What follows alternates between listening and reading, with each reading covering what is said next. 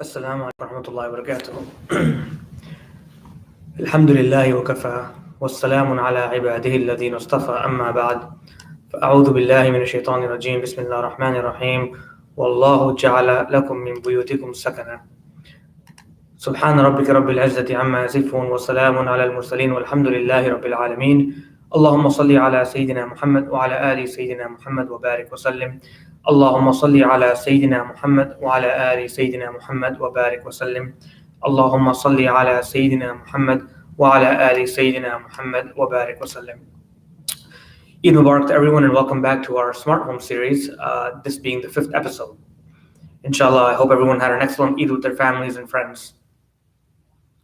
So 2 weeks ago, when we last met, we had gone into the discussion of the beautiful marriage of Ibrahim alayhi salam and Hajar alayhi salam, and some of the lessons we took from there about how much tawakkul they had, how sincere they were, how much trust they had in each other, and how they were able to adapt to different circumstances. And you can go back and listen to the previous lecture on Al-Huda's YouTube channel. This week's discussion will be about communication. Now, when we think of communication, a lot of times we think of the word more so speaking, not communication, because communication is not as simple as saying something in the same accent as someone else or in the same language as someone else. In fact, communication and communication skills are very, very important in the world we live in, because people can have the best resumes, they can have the best degrees, go to the best universities, but if they can't communicate properly in an interview, they will not get a job, right? Whereas someone who may not have the best resume, but they are, as they say, smooth talker, or they're very charismatic, very savvy, they'll get that job because it's important to be able to communicate with people around you, and people value that. And communication is a two-way street. It's to be able to exchange words, as one definition of the word communication is. It's not just one person speaking and the other person listening, but be able to exchange words and you're talking back and forth, basically. And in a marriage, in other parts of life also, but for the sake of our discussion, in a marriage, this is very, very, very key. And you can even say that this is one of the major aspects of a smart home. Because like we said previously, you can have a beautiful oven, you can have a beautiful microwave, you can have a beautiful garage door, and amazing appliances that work very efficiently, are very expensive. But if they're not able to communicate with one another, then you can't connect with each other and form that smart home. Everyone works at their own levels, but they're not getting together. Right? In the same way, if you have two highly educated people, right? You have engineer, lawyer, doctor, PhD, whatever your specialty is, whatever your field is, whatever the highest level of education you've met. But if they can't communicate together as a husband and wife, right, then they can't connect with each other and form that bond. And when more additions are made to that home, like having children or having in-laws or having parents, this can cause problems long term. In fact, after intimacy issues, miscommunication is one of the major causes of marital conflict, right? And communication has so many different layers and is affected by so many different things. It's not just one aspect of, can I talk to someone and understand them? That's not what communication. There's so many different things that go into that. And we'll talk about that. So, for example, some people are naturally very soft-spoken. It's very hard to hear them. You almost have to come close to them to hear them, right? And that's how they've lived their entire life. And some people, they talk like they're always yelling, even though they may not be, right? And that makes people feel uncomfortable, especially when you first start interacting with them, and you get taken aback until they get to know you. For example, let's say you get married and your spouse, you hadn't had a conversation with them before. All of a sudden, they're talking in a very passionate way and they sound like they're yelling, right? That may scare you because you'll think that they're yelling at you, but that just may be normal. Nobody else in the family is reacting in a way that, they feel threatened, but that's just how that personality is, right? Some people tend to ramble on and on and on. Some people speak very little, right? Some people use very high level words and some people are very, very simple, right? So there's so many different aspects of communication, but what we have to understand for the purpose of marriage is that how do we have the best communication so that we can grow as a couple and fix the things that we may not be able to communicate properly, or find a way to communicate properly and avoid the misunderstanding or the miscommunication, right? And some of these tendencies we've had for years and years, right? We were able to get by because we didn't really live with someone as intimate as we do with our spouse. Yes, we lived in a home, we grew up with our parents, but it wasn't that kind of relationship. You had to, respect them a little bit. You can really have a dialogue with them maybe when you got older, but usually it was the parent says something and the child listens. You don't quote unquote talk back, right? We had teachers, we went to school, but also the same thing. Our friends, also you go home at a certain point. You don't live with them. Roommates, even roommates, you live with roommates for X amount of months or years and you're done. But when we get married, we are now two equals, right? A husband and wife, coming from two completely different backgrounds, completely different upbringing, different tendencies. And now we are trying to live together, and not just live together. Eventually we have children, right? And eventually we may have our parents moving with us, or we live with our in-laws, or the family grows, we have to interact with other people. And we don't really take classes on how to communicate. Right? We may have speech classes where we learn how to give a speech, but to communicate effectively, unless you're really at one of those high level where you're trying to aim for a CEO position, or you go to business management school where they teach you how to effectively communicate. A lot of us that are simple people, we don't go through communication classes per se. We sort of learn on the fly, and a lot of us struggle, and hence this lack of communication or miscommunication being one of the major causes of marital conflict. So again, it's a very, very broad discussion topic, and we're not going to be able to hit every single point. But I want to just, for the sake of the discussion of just, as it pertains to a smart home, to our spouses, to our families, to our children, how to communicate, how to make our communication better, and what are some of the things that we can run into, and how to approach that, miscommunication or misunderstanding in a way that we can understand each other. And again, this can be extrapolated to any relationship. It doesn't have to be a husband and wife relationship, child and parent relationship. It can be to your friend, it can be to your work, because we communicate with a wide array of people, and we need to have some of these basic skills. So the first thing is that when we communicate, we have to be as clear as possible. A lot of times, we assume someone said something in a certain way, right? They may have said something, and we assume they said it in a certain way. And this is the worst, actually, over text messaging, right? Or over typing an email. That's why when you're having a serious discussion, never ever have it over text or over email, because you may be writing that email with a smile, but the person, if their mood is off, if they have this preconceived notion that maybe they're mad at them, they're reading that email or the text message in that format, and it may cause other problems, right? So when you're sitting face to face, or even on the phone where they can hear your emotions, it's a big deal. Then they understand that, oh, he's laughing and joking about this. He's not in a serious mode. So when we communicate, we have to be as clear as possible. And what does that mean? There's so many different layers of that also, again, right? And a lot of times we, assume something, or, oh, I thought you meant this, and that's why I did this, and that's where the miscommunication happens. Or I thought you were saying this, and that's why I did that. A lot of times we're not focused when we're listening to people. We assume they're saying something, but they may not be saying the same exact thing, right? Or if we want something from our spouse, or we expect something from our spouse, be completely clear. Whether it's something as simple as getting a loaf of bread from the store, right? Or as complex as writing a check for someone's services, right? That could be a big error. You add an extra zero, that's a lot of money. You mess up the accounting, that could cause problems, right? So you can say something as simple as, hey, when you go to the store, can you give me some white wheat bread, right? And for someone that goes to the store frequently, you know exactly what that means. It means whole wheat bread that looks white, because they don't want people to think they're eating brown bread, right? But for someone that doesn't go frequently, that doesn't shop regularly, they'll be confused when they go to the aisle and say, okay, I see whole wheat bread, which is brown, and I see white bread. Now you start thinking, okay, maybe they misspoke. Maybe they meant to say wheat bread, right? Or maybe they meant to say white bread. So they bring either or, right? Or if you're like me, then you call every 2 minutes in every aisle and say, what did you want exactly? And how many of that did you want? So again, whatever your method of communication, you have to develop that. If you're someone that likes to have everything in particular order, you can say, okay, I need to get whole wheat white bread, or your wife can explain, when you go to the store, they have something called whole wheat bread, but it comes white. So the kids think they're eating white bread because white bread tastes different, right?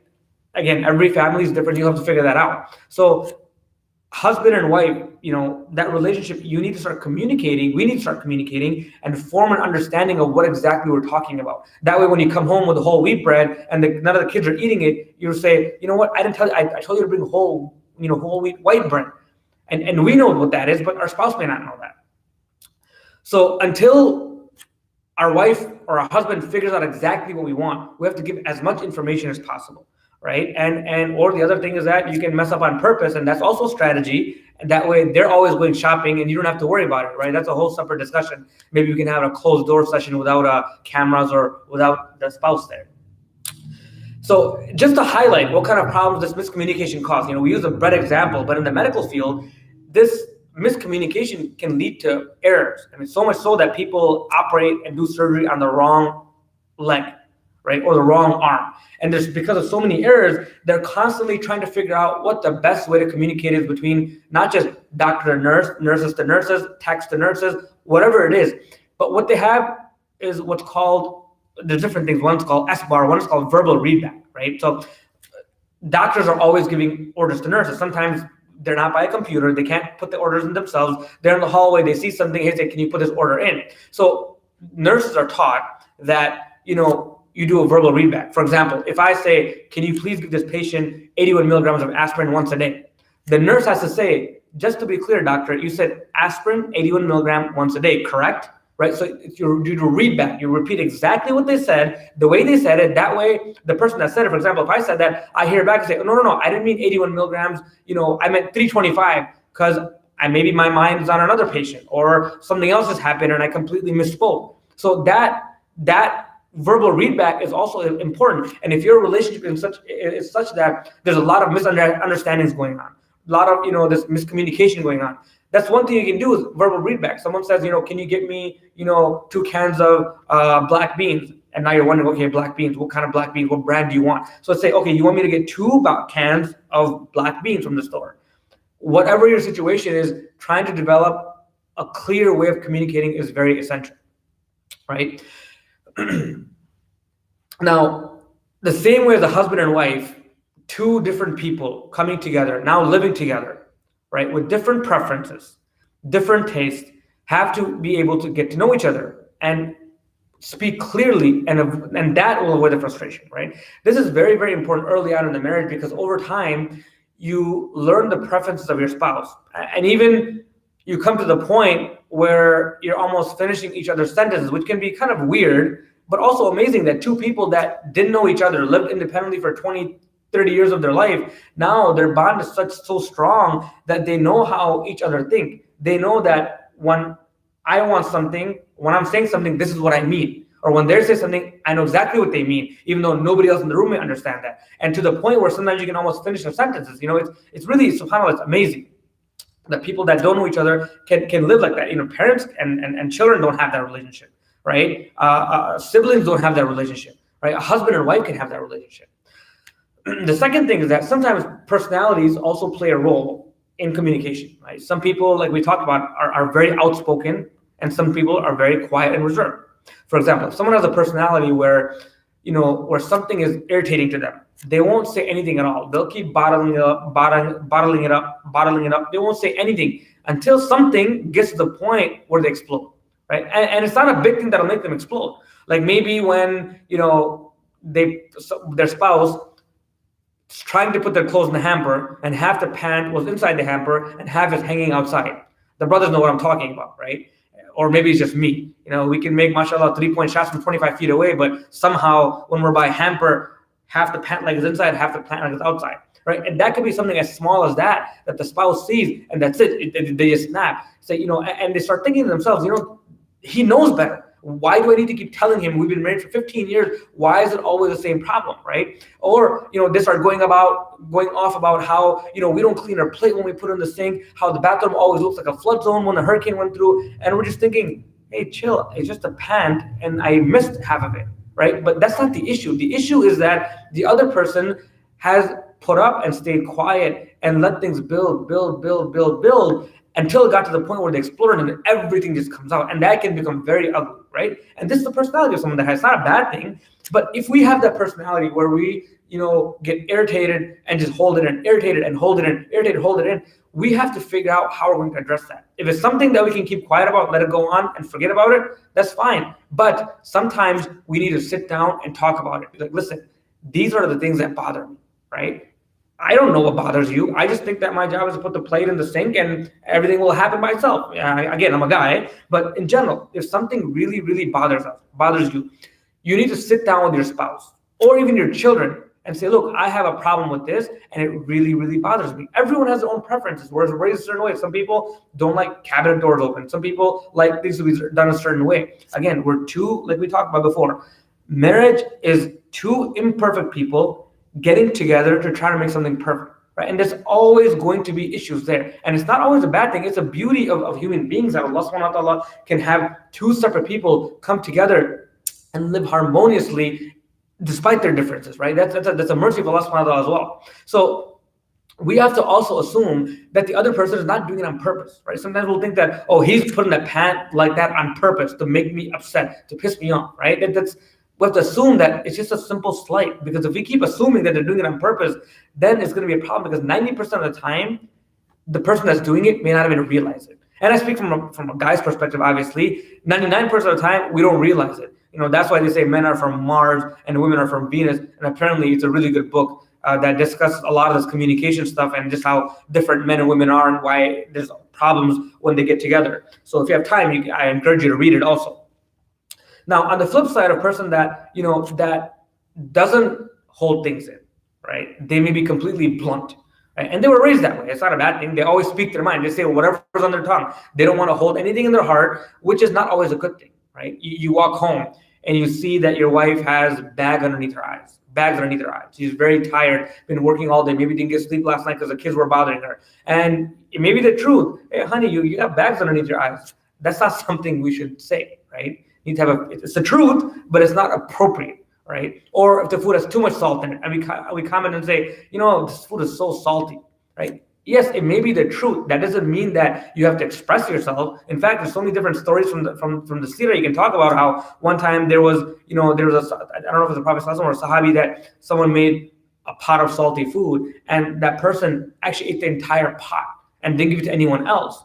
And later on, they found out that the food that was made was so salty that they didn't want anyone else to taste it and say anything about it. So that person finished an entire pot of food themselves, right? This is how we have to live, not just with our spouse, but with everyone around us, right? Give them the benefit of the doubt. Maybe they were fasting. Maybe, something happened and they put too much salt, and maybe just fell down, but they're not doing it on purpose to make the food extra salty because they're trying to give you high blood pressure, right? So we need to learn our filters and not say something we regret.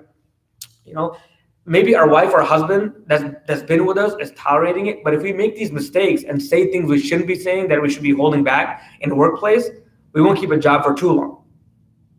The next thing is that we should never ever speak or reply when we're angry or when the other person is angry, right? Allow yourself or the other person to cool off, right? This is also, again, very, very important part of communication, whether it's in a marriage, whether it's in school, whether it's with friends, because you can say things when you're angry that you can never take back, right? Once those words are out, you can't undo those words. You can't take those words back that went and hit their heart and caused so much pain, right? And you'll regret it. The biggest words of these, being of divorce, right? Nobody gives a divorce over a cup of tea and say, honey, let's sit down, let's have a cup of tea. And you know what? I divorce you. Nobody says that. Majority of the scholars, the case that scholars deal with, the muftis deal with, is what? Oh, Sheikh, I was really upset. And I said, if you look at me again, I'll divorce you because I was so mad, right? It's something silly like that. But that's something that you have to understand. If you're someone that blows up very quickly, you have to learn that, right? People take anger management classes. You don't have to go that far if it's not that bad, but understand that when there's, disagreements, right? It's never a good idea to start spewing off things. It's always better to calm down. Sometimes you're in a situation where your wife or your husband may have had a rough day, right? They just need to vent. They want to just let off whatever steam is there, and they're not looking to get an answer from you. They may act like they're asking you something, but stay quiet, right? Just stay quiet. Just follow the sunnah. Never speak when you're upset. If you're standing, sit down. If you're sitting, lay down. Drink a glass of water, right? You may need to have that conversation, but not at that moment, right? Maybe a big deal, but not at that moment, because a few things will happen if you have that conversation in the heat of the moment. Number one is that the person is not even listening, right? They're not in the mood to listen. Even if they're wrong, they're not in the mood to listen, right? And that will go nowhere, and nothing productive will come out of it, right? Second, it can become a shouting match. You're saying something, they're saying something, nobody's hearing each other. It's just yelling because you have anger built up inside, they have anger built up inside, they want to say what they want to say, and nothing productive happens again. And like I said before, sometimes the other person just needs to vent, right? We just need to stay quiet and let them blow their steam off, right? They'll cool off, and eventually they'll come back and apologize and say, you know what, I shouldn't have said that, right? That's why the ayah of the Quran says, "Hunna libasul lakum wa antum libasul lahun." We're garments for each other. They're garments for you, and you're garments for them. Right? And what do garments do? They protect each other. They cover each other, right? Maybe they had a hard day with kids at home. Let her blow her steam off, right? Maybe the husband, you had a hard day at work. He needs to blow steam up. Let him blow steam up. We can discuss it later on, right? Not at that heat of the moment. Let things settle down. Maybe later on in the day. Maybe wait till the next day and have that discussion. Hey, let's talk about what happened yesterday, right? And that's the next step. That leads to the next step. Picking the right time for the conversation, right? Conversations or having these episodes, miscommunication, misunderstanding, raising our voice, should never happen in front of the kids, right? Should not happen in front of our parents, in-laws, anyone else. It should be something that happens behind closed doors, maybe in a bedroom. Look, we have to understand that, human beings are human beings. We all have our preferences, our taste. You don't want your spouse to be exact replica of you. That'll be too boring, and it's not something that you'll be able to survive, right? You need to have differences, and you have to learn how to live in a boundary with those differences, right? You can't be like, they like something haram, you like something halal, and now you're trying to make things match. No, everyone is in the same boundary, and they may not like chocolate ice cream, right? They may hate chocolate ice cream, or they're allergic to chocolate ice cream, right? And then you have to learn to live with it because you love chocolate ice cream. Maybe I can't have chocolate ice cream in the house because they're gonna have an allergic reaction to it. So let's understand that human beings, we are all different. We all have our preferences. We all have our taste. And a lot of times we have different beliefs, like for whatever, regarding child rearing, how much TV to watch, what books I like, you name it, right? But we have to deal with respect with one another and have an adult conversation. Not that I'm always right, this is how I want it, this is how I'm going to live, and you're moving in with me, you have to live with me like this. So have that conversation, but pick the right time and the right place for the conversation. Never in front of the kids, because the kids can see that. When you're yelling at each other, the kids can see that and they'll realize, oh, this is what marriage is supposed to be. Maybe I don't want to get married, right? Or they hear each other calling, hearing the mom and dad calling each other by names, right? And they think that's okay to do. Even they say, no, don't call. No, never have that in front of kids. Have it separate, because they don't need to know that. They don't need to know our conflicts, right? They don't. And the other thing you should do is that never make the child take a side. Don't say, aren't I right about this? Isn't mama wrong about that? Never ever say that. Never have them take sides, because that can cause long-term problems, right? And you can do it in a nice way. When you let's say there's something serious that happened, you need to have a discussion about it. Make some tea, make some cake, sit down and talk about it, so that the other person knows that you're serious and you want to have a serious discussion about this. No matter how difficult the conversation may be, it is very, very important to talk about things so it doesn't come to the point again, right? Not when the other person is tired at the end of the day, hey, let's go talk right now, and you've had a long day and you're exhausted and you're half asleep and you want to have the conversation. That's not going to work. Or when the other person is trying to put the kids to sleep and you're trying to have that conversation in that setting, that just doesn't work, right? So find a time that's that's good for both people, they're both well rested and in the mood to have that conversation. The other thing also is, when there's a misunderstanding that happens, don't assume that the person is doing it on purpose. Give them the benefit of the doubt. We're supposed to give each other 70 excuses. In a husband and wife relationship, you have to give more than that, because so many different things could happen, and we have to live with that person, right? It's not like a friend or coworker where you're going to go home and forget about it for the next day. You're living with that person. You have to sleep next to that person. So if the other person misinterprets us, right? If our spouse misinterprets us, they didn't understand, put ourselves in their shoes, right? Put ourselves in their shoes and think, why did this happen? Or how did I say that? Maybe I said something wrong. Maybe I said it in a certain way. Maybe they're looking at a different angle. We're all critical thinkers, right? We do it at school all the time. We're taught it at university. We've gone to medical school, law school. We hold high positions in our jobs. But why is it that when it comes to our marriages, we tend to escalate quickly and not think about the different angles of what happened and end up blowing up, right? It doesn't make any sense. We're critical thinkers, and this is what shaitan does to us, but we have to take a step back and be calm and collected, be like, okay, let me step back from the situation. Why did this happen? When I said whole wheat white bread, okay, maybe my husband doesn't know. He doesn't go shopping. So I need to explain, okay, well, honey, there's actually something called whole wheat bread and there's white bread. Because whole wheat tastes a little different, they made whole wheat look like white so that it's healthy and people still think they're eating white bread, right? Explaining that. Sometimes they use a word called over communicating. There's nothing wrong with that, meaning you over explain things. Yes, it can get too much and become very annoying. It may seem as if you're talking down to a person and treating them like babies. But when it comes to things like this, it's better to explain that, right? And say, can I explain it to you? And they'll tell you, oh yeah, I don't understand it. And from the other angle, we have to be honest. We can't be arrogant and say, oh, I know exactly what you're talking about, and go get the wrong bread, right? Understand that, okay, I don't know what you're talking about. What do you mean whole wheat white bread? It doesn't make any sense to me. Either it's wheat or it's white. You can't have both. So then you can understand that. And when you have these discussions, right, or these misunderstandings, and when you need to discuss it, never use accusatory statements, right? Accusatory statements or point fingers. We're in our marriage for the long haul. And these negative sentiments, when you say, you always do this, you never do this, these things, they stay in the heart. And it's very hard the heart is a very sticky organ. You have to have they say you have to have a thick skin, let things roll off you. Not everyone has that, right? Especially with a spouse that's as close to you, that hurts a lot sometimes. You have to be very careful in what you say and how you say it, right? You always do this to me. You never ever do that, right? That's never always, and there's always a range between always and never. It's never the extremes, right? The next part of this is what dealing with criticism. Can't be arrogant and not deal with criticism, right? Or shut down and not take, when someone says something about us, we have to understand, okay, is there some validity? My teacher taught me that, a lot of times, you'll find people that love to criticize.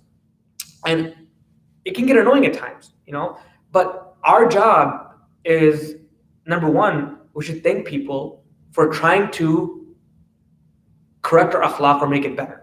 Because we have a chance now to perfect it, to become more like the Prophet ﷺ. If everyone patted us on the back, we would never be able to fix ourselves. And na'udhu we don't want to find out in our grave that we're doing something wrong and nobody said anything to us because, if I say something to that person, they're arrogant, they're cocky, they're not going to understand, they're going to shut me down, they're going to yell at me, right? That's the first thing.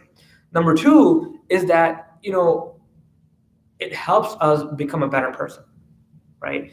We have to be able to take criticism and improve ourselves and see where the issue is, right? Sit back and understand, okay, I need to fix that.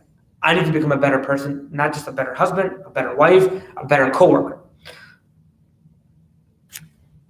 We're all human beings. We all make mistakes, right? But the Prophet ﷺ said what?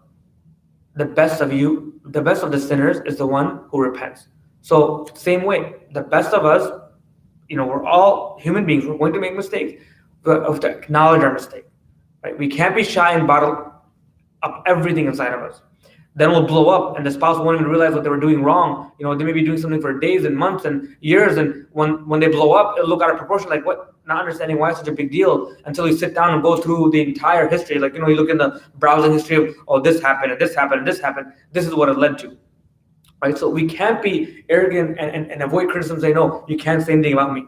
We're in this marriage for the long haul. We have to find ways of being productive, not being negative. They say productive criticism, right? Productive feedback. That's what we want. Not like, oh, you know what? I don't like the way you look. I don't like the way you walk. I don't like the way you talk. Not those things. Things that you can actually, fix.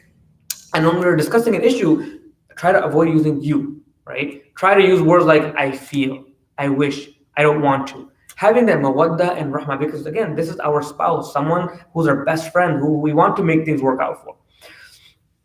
The next thing about communication is that we should try to be on the same page when communicating with our spouse, right? And this becomes a bigger issue when we're trying to raise children.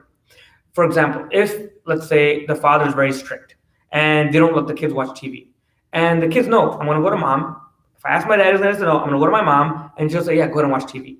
Now, that doesn't look nice, because then the kids know, oh, my dad will always say no, my mom will always say yes, and if I want something from them, I'll always go to my mom. And it makes the father look like the bad guy, or vice versa, whatever the situation is at home. So instead of saying yes or no, if there's a discrepancy there, you can say, let me talk to mom about it. Let me talk to dad about it, and come up with a proper decision. I need to go to the mall. I want to go to the mall. My friends are going to a movie. What should I do? How much TV to watch? That, again, communication. Husband and wife, mother and father need to sit down together and say, you know what, this issue came up, right? My son or my daughter wants to go to the mall with their friends. How do we deal with this, right? Do we let them go? Do we have a chaperone? How much TV should they watch? Should it be an hour, half hour? If you're on the same page, it makes it look as if everyone is together, right? And that also helps the children, because they know that, okay, there's going to be difference of opinion. Mom thinks half an hour is a good time. Dad thinks an hour is a good time. How can we work it out together? Not one person doesn't always win all the time, right? It teaches the children when mother and father communicate like that, to say, okay, it's a very difficult situation, but this is what we came up with, right? So it also teaches children how to problem solve and work together so that everyone's on the same page. The next thing in communication is to say sorry, right? Anger, arrogance, and ego, they prevent a person from saying sorry. Because why? They think that they're better than that person. This is how Shaitan got in trouble, right? He thought he was better than someone else. He's not going to apologize. He thinks he's better than someone else. And when you have that arrogance mentality and the anger and ego, then that's not good for a marriage. The other person can only take so much. They'll only put up with so much when they say, you know what, this is not going to work. This person has too much arrogance. They're never willing to accept any fault or flaw. They're not willing to fix themselves, and that's not going to work in a marriage, because there's two people trying to live together. Right? The hadith about badi'u bis salam, bari'u min al-kibr, meaning what? The first one that says salam is free from arrogance. It's not just about saying assalamu alaikum, right? Badi'u bis salam can also mean that you're forgiving quickly, being the first to forgive. Right? A person who apologizes first, even if they're not wrong, gets a huge reward. This is actually very, very important. A person who apologizes first, says sorry first, even if they're not wrong, for the sake of the relationship, for the sake of the discussion, there's a huge reward for that. And I'll mention a hadith which was narrated in the book of Imam Abu Dawood. The Prophet ﷺ said, I guarantee a house at the edge of Jannah for the one who gives up arguing, even if he's right. And I will guarantee a house in the middle of Jannah for the one who abandons lying, even if he's joking, and a house in the highest level of Jannah for the one who beautifies his character. Again, this is all for us in here, right? Guarantee house at the edge of Jannah for someone who gives up arguing, and hadith says, even if the person is right. So I could be completely right on that discussion, but if I stop arguing for the sake of Allah, then Allah subhanahu wa ta'ala has a house in Jannah for me. And again, if you have a house in Jannah, then inshallah we're going to Jannah, right? And the end is what? The house in the highest level of Jannah for someone that beautifies his character. So if you're doing this already, you're on your way to having a good character. Right, so this is very important to learn how to say sorry. Some people, they just don't want to say sorry. They're so arrogant. Even though they're wrong, they will never admit their fault. And that's not a good quality to have, right? It's not a good quality to have. The next thing is to learn to have amnesia, right? They call selective amnesia. And guys are very good at this.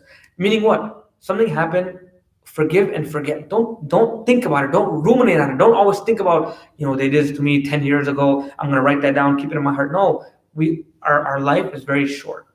Right? If we keep all these feelings inside of us and let it build up, it's going to cause a problem, and we're not going to be happy at all.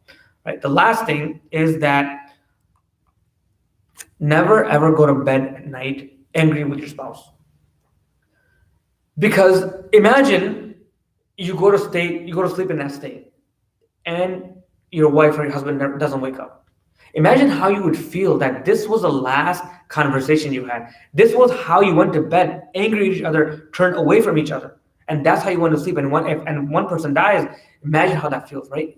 And shaitan, if you go to sleep at night like that, you'll have bad dreams. Shaitan will fester all these thoughts in your mind. Then you'll ignore them in the morning. You'll go to work, and fitna can happen at work. All these things build up, right? Forgive one another. Whatever happened today, I'm really sorry. Even if you're not at fault, again, you're getting a house at the edge of Jannah. I'm really sorry for whatever happened today. Inshallah, I'll make myself feel better. Whatever, I'll make myself better and not do that again, right? forgive one another before going to bed, and clear our hearts. And there's a clear hadith about this, that the person, a Sahabi walked into the door, and the Prophet ﷺ said, "Do you want to see someone who's a Jannati?" And he pointed to that person. And when a person investigated, all they found was that that person doesn't pray anything extra, doesn't wake up in the middle of the night for tahajjud. All that person said he did was, when he goes to sleep, he clears his heart of any ill feeling toward anyone else.